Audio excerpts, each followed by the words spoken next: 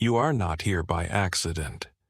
You are here because something inside you is screaming to break free, clawing at the cage of your mediocre life. Look around you. The world is a graveyard of dreams. Dreams buried under excuses, suffocated by fear, and abandoned by men too weak to fight for what they claim to want. Most people are content to drift, to whine, to wallow in their poverty of spirit and wallet, blaming everyone but themselves for the chains they wear. They mock ambition, sneer at effort, and call you a fool for daring to want more. But you are different. You feel the fire. You hear the call. You know that 90 days can change everything. That the king within you is not dead, only dormant, waiting for you to rise and claim your throne. This world does not reward the timid. It spits on the man who waits for handouts, who clings to comfort, who trembles at the thought of struggle. Poverty is not just a lack of money. It is a lack of courage, a lack of vision, a lack of will. Every day you wake up and choose to stay small, you spit in the face of your own potential. Every time you let fear dictate your actions, you tighten the noose around your dreams. The masses will tell you to be realistic, to settle, to accept the scraps life throws at you. They will laugh at your audacity, call your ambition arrogance, and cheer when you stumble. But their laughter is the sound of their own defeat. Their scorn is the echo of their own surrender. You were not born to join them. You were born to defy them. 90 days. That's all it takes to shatter the lies you've been fed, to burn the doubts that chain you, to forge a mindset that bends the world to your will. Not 90 years of half-hearted hopes, not a lifetime of empty promises, but 90 days of relentless, soul-deep commitment to the truth that you are destined for greatness. This is not a game. This is a war against the voices that tell you you're not enough, against the habits that keep you small, against the world that wants you to stay broken. Andrew Carnegie didn't rise from a penniless immigrant to a titan of steel by listening to the naysayers. He stood in the dirt of his reality and declared, "I will build an empire." His mind was not a servant to circumstance, it was a sovereign, and so must yours be. You are not your past, you are not your failures, you are not the sneers of those too cowardly to chase their own dreams. You are the architect of your future, the sculptor of your soul, the king of your destiny. But kings are not crowned by chance. They are forged in the crucible of decision, tempered by the fire of action, and crowned by the weight of their own belief. The world will not hand you a throne. It will hand you a shovel and tell you to dig your own grave. Will you pick it up and bury yourself, or will you use it to carve a path to glory? The choice is yours, but the clock is ticking. 90 days to rise, 90 days to reign, 90 days to become the man you were born to be. Stop whining, stop waiting, start now, or stay nothing. The first battlefield is your mind. Your thoughts are not neutral. They are either allies in your ascent or traitors plotting your defeat. Most men let their minds run wild, a chaotic mob of doubts, fears, and distractions. They think of failure and call it realism. They dwell on obstacles and call it caution. They replay their mistakes and call it reflection. But every thought you allow is a brick in the monument of your life. If you build with fear, your life will be a ruin. If you build with faith, your life will be a cathedral. You must become the master of your mind, the general of your thoughts, the king baffled by every thought that does not serve your vision. This is the first law of transformation. Your mindset is your kingdom, and you must rule it with an iron will. Thomas Edison did not light the world by accident. He ruled his mind with the ferocity of a warrior. 10,000 failures could not break him because he refused to let doubt take the throne. Each failure was not a defeat. It was a decree, a step closer to the light he saw in his soul. He did not think of giving up, he thought of going forward. He did not dwell on what went wrong. He focused on what would go right. His mindset was not a suggestion, it was a command. You must command your mind in the same way. When doubt creeps in, cast it out. When fear whispers, silence it. When distraction calls, ignore it. Your mind is not a playground for weakness. It is the forge where kings are made. Belief is the fire that fuels this forge. Belief is not a hope or a wish. It is a vow, a sacred oath you make to yourself that the dream burning in your chest is already yours. The world will not believe in you until you believe in yourself. It will not crown you until you crown yourself. Belief is the audacity to walk as if the throne is already yours, to speak as if your name is already legend, to act as if your empire is already built. Henry Ford believed in a world where machines moved men long before the first Model T rolled off the line. He saw it when others saw only horses and dirt roads. His belief was not a question, it was a declaration. And because he believed, the world followed. But belief without clarity is a flame without a torch. Clarity is the blade that cuts through the fog of indecision, the compass that guides your steps, the single truth that anchors your soul. Most men drift because they have never defined their aim. They want more, but cannot name it. They dream big, but cannot draw it. You must forge your definite chief aim, one sentence that burns with purpose. I will build a business that changes lives. I will become the man my children admire. I will create wealth that serves generations. Write it down, speak it aloud, carry it like a sword. Abraham Lincoln stood in a nation torn by war and declared, "This union will stand." His clarity was not a hope, it was a hammer, and with it, he rebuilt a nation. Your clarity will rebuild your life. Speak your aim each morning before the world can speak to you. Stand before your mirror, look into your own eyes and proclaim it with the authority of a king. I am the man who shapes the future. I am the man who conquers fear. I am the man who builds empires. Do not whisper. Do not hesitate. Let your voice thunder, shaking the foundations of doubt. The subconscious mind does not hear logic. It hears rhythm, repetition, the fire of a man who knows his destiny. Speak it until it feels like truth. Speak it until it feels like memory. Speak it until the world has no choice but to bow to the king you have declared. Clarity gives birth to vision. Vision is the ability to see what does not yet exist, to walk in a world that has not yet been built, to live as if the future is already here. Most men are blind, chained to the reality they see, the bills, the rejections, the limits. But the man with vision is free. He sees the empire before the first stone is laid. He sees the victory before the first battle is fought. Walt Disney stood in a Florida swamp and saw a kingdom of dreams. He did not wait for the world to see it. He saw it first, and he moved as if it was already real.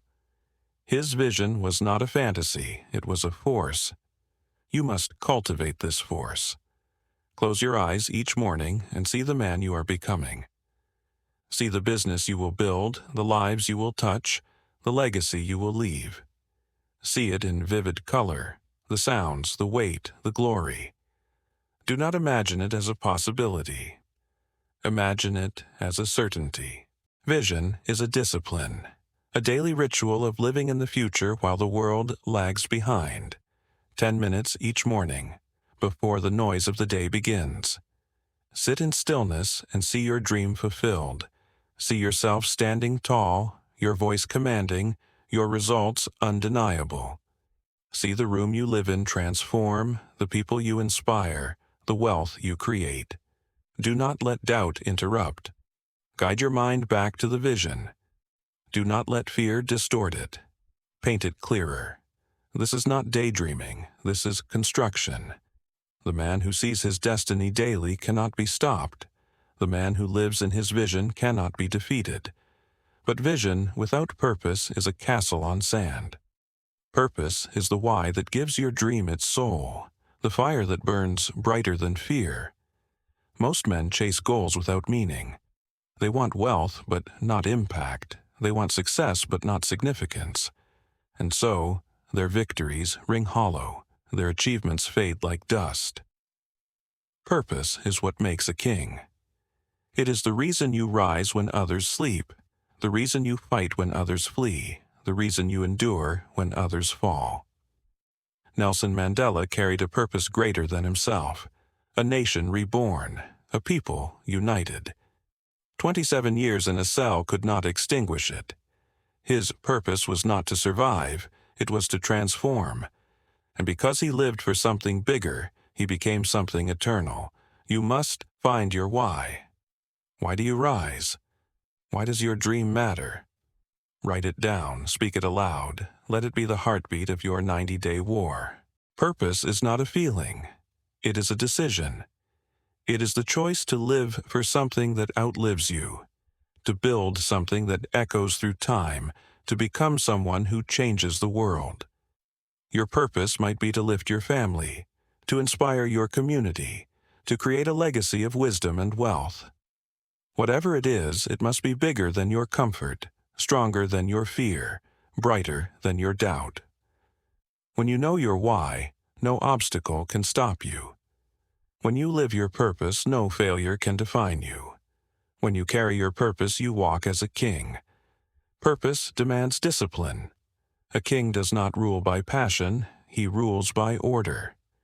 Discipline is the bridge between your vision and your victory, the daily choice to do what must be done, even when the fire of motivation fades. Most men fail because they chase feelings instead of systems. They wait for inspiration instead of creating it. They dream of greatness but refuse the work that builds it. You must be different. You must become a man of iron will, a man who rises at the same hour, works with the same focus, and rests with the same gratitude. John D. Rockefeller built an empire not with luck, but with systems. His desk was his throne, his ledger his scepter. Every dollar was tracked, every hour was claimed, every decision was deliberate. His discipline was his crown. You must forge your own. Discipline is not a burden, it is power. It is the ability to command your body, your mind, your time. Write your aim each morning. Speak your affirmations aloud. Track your progress each night. These are not tasks, they are rituals, the bricks of your empire. Discipline is the refusal to negotiate with weakness, the decision to move when your body begs for rest, to speak when your fear begs for silence, to act when your doubt begs for delay. It is the voice that says, "I will not stop," when the world screams, "You cannot go on." Discipline separates the dreamer from the doer, the prince from the king. For the next 90 days, treat every day as a sacred vow. Guard your time like a treasure, your mind like a fortress, your purpose like a flame. This is not a trial, this is a transformation. But discipline alone is not enough. A king does not rule by effort. He rules by action. Action is the spark that turns vision into reality, the hammer that shapes your dream into form. Most men plan forever but act never. They wait for the perfect moment, the perfect plan, the perfect conditions. But perfection is a lie. The perfect moment is now. The perfect plan is the one you execute. The perfect condition is your decision to move. Action is not the absence of fear, it is the defiance of it. Action is not the absence of doubt, it is the conquest of it. Theodore Roosevelt did not wait for life to come to him, he charged toward it. Frail and asthmatic, he was told he would never be strong. But he acted. He trained his body, sharpened his mind, led armies, and governed a nation. His life was a testament to action. He did not wait for the crown, he forged it with every step. You must forge yours. Action is the language of kings.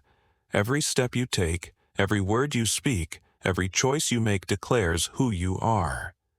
The world does not care about your plans, it cares about your movement. The universe does not reward your intentions. It rewards your momentum. For the next 90 days, move faster than your fear. Act before your doubt can speak. Build before the world can see the foundation. Write down 3 actions each day that move you toward your aim. A letter sent, a skill learned, a fear confronted. These are the seeds of your empire. Plant them daily, and your harvest will come. Do not wait for courage. Act, and courage will follow. Action without gratitude is a fire without fuel. Gratitude is the secret that turns struggle into strength, effort into joy, dreams into destiny. Most men focus on what they lack, the gap between where they are and where they want to be. They complain about obstacles, curse their setbacks, and let the gap define them. But the man who practices gratitude sees the world differently. He sees opportunity in every challenge, lessons in every failure, power in every moment. Gratitude is not a feeling. It is a discipline, the choice to give thanks for what is, what was, and what will be. Oprah Winfrey rose from poverty and pain not by dwelling on what she lacked, but by giving thanks for what she had, a voice, a vision, a purpose. Her gratitude was a command, a decree that the future was hers. You must issue the same decree. Each morning, after you speak your aim, give thanks for the man you are becoming. Thank the challenges that forge you, the opportunities that await you, the dream that drives you. Speak it aloud. I am grateful for the strength I am building, the wealth I am creating, the legacy I am leaving. This is not pretense. This is power. Gratitude changes your stride. It turns your work into worship, your life into a miracle. When you thank the universe for the victory before it arrives, you are not hoping, you are commanding. For the next 90 days, make gratitude your armor. Let it shield you from doubt, from despair, from defeat. Let it be the song you sing when the world is silent, the fire you carry when the night is dark. But gratitude cannot shield you from storms. A king does not rule by ease, he rules by adaptability. The world will not follow your plans. It will test you with chaos, change, and challenges you cannot predict. Most men break when their plans fail. They cling to their map and curse the shifting terrain. But the king adapts. He does not mourn the broken plan, he draws a new one. He does not fear the unexpected, he masters it. Steve Jobs was cast out of his own empire, rejected by the company he built. But he adapted. He built again, dreamed again, created again. When he returned to Apple, he was not a victim. He was a visionary, sharper, stronger, more certain. His adaptability was not weakness, it was wisdom. You must embody this wisdom. When the world shifts, shift faster. When the door closes, find another. When the plan fails, build a better one. Adaptability is not surrender, it is strategy. It is seeing the opportunity in every setback, the path in every obstacle, the victory in every defeat. For the next 90 days, train yourself to adapt. When a plan fails, ask, what can I learn? When a door closes, ask, where is the next one? When chaos comes, declare, I will bend it to my will.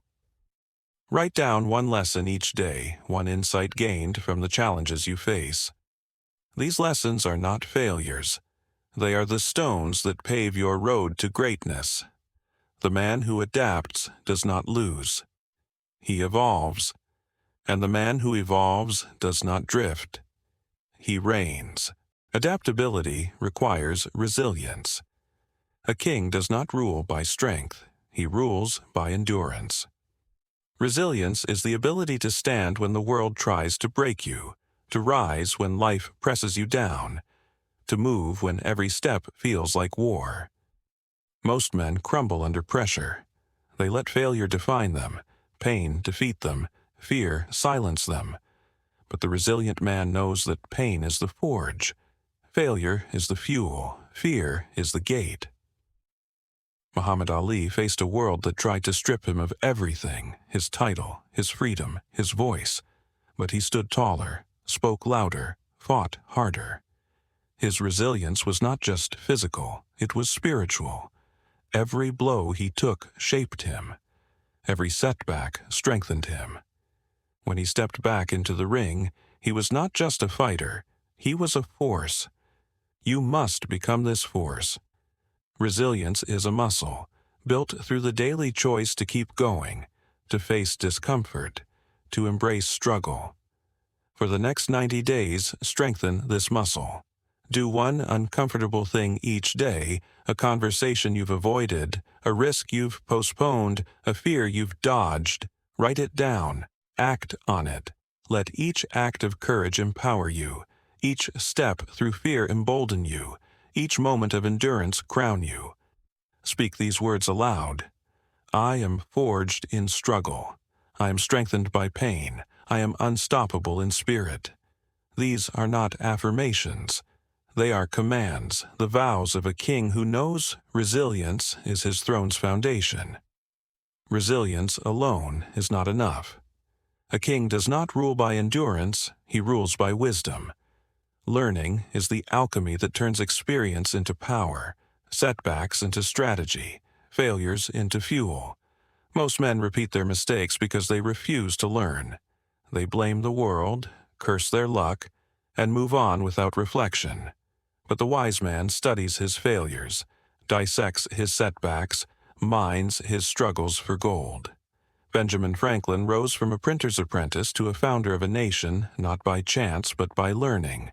He read voraciously, questioned relentlessly, reflected endlessly. He kept a journal of his virtues, tracked his progress, learned from his missteps. His learning was not passive, it was deliberate. You must be this deliberate. For the next 90 days, make learning your ritual. Each night before you sleep, write down one lesson from the day. What did you learn from the action you took? What did you learn from the challenge you faced? What did you learn from the person you met? These lessons are treasures, the wisdom that guides you, the insights that empower you, the truths that crown you. Speak these words aloud. I am a student of my destiny. I learn from every step. I grow with every struggle. Let these words be your creed, your vow, your command. The man who learns does not fail, he evolves, and the man who evolves does not drift. He reigns. You stand at the edge of 90 days that will redefine you. These are not days of effort, they are days of transformation. Every morning you will rise with purpose, speak with clarity, move with action. Every day you will discipline your mind, guard your vision, act on your aim. Every night you will give thanks for the king you are becoming. Reflect on the lessons you have learned. Affirm the throne you already own. This is not a journey of trying, this is a journey of becoming. You are not chasing a dream. You are claiming a destiny. You are not seeking a crown. You are forging one. The world will not make this easy. It will send doubt to test your belief, chaos to test your clarity, pain to test your resilience. It will tempt you with comfort, distract you with noise, challenge you with loss. But you are not the world's servant. You are its sovereign. You do not bow to fear. You command it. You do not wait for permission. You grant it. You do not chase your dream. You seize it. For the next 90 days, walk as if your name is etched in the annals of greatness. Speak as if your voice echoes through time. Act as if your empire is already built. This is not hope. This is certainty. This is not effort. This is destiny. Speak these words aloud, not as a wish, but as a decree. I am the king of my fate. My mindset is my throne. My dream is my dominion. For the next 90 days I will rise, I will build, I will reign. Let these words burn in your soul. Let them thunder in your chest. Let them guide every step you take. You are not here to drift. You are here to rule. You are not here to dream. You are here to become. You are not here to try. You are here to triumph. The war is on. The crown is waiting. Rise now and never look back. Your 90 days begin today. Your reign begins now.